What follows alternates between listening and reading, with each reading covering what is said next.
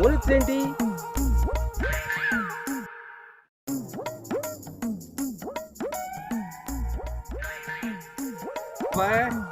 ఏం కృష్ణ ఏమేం పనిచేయలేదే? లేదు బాబాయ్. సరే కానీ బాబాయ్, పెళ్లి కుదురుతుంది. సరే కానీ పెళ్లి గురించి నీ ఉద్దేశం ఏందో చెప్పు. పెళ్లి కుదిరిందా? ఇప్పుడు దాకా స్వతంత్రంగా బతికావు.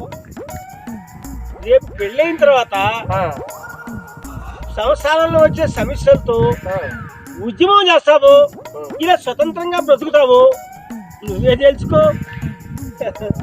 వివరంగా చెప్పు బాబాయ్, నువ్వు చెబుతుంటే నాకు భయం వస్తుంది బాబాయ్.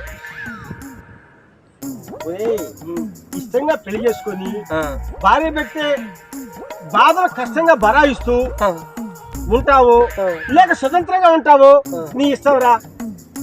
అని పెళ్లి చేసుకో, పెళ్లి చేసుకో. ఇంట్లో వాళ్ళు పెళ్లి చేసుకో అంటారు. ఇలాంటి పెద్దవాళ్ళని అడిగితే నువ్వు ఈ మాటలు చెబుతున్నారు.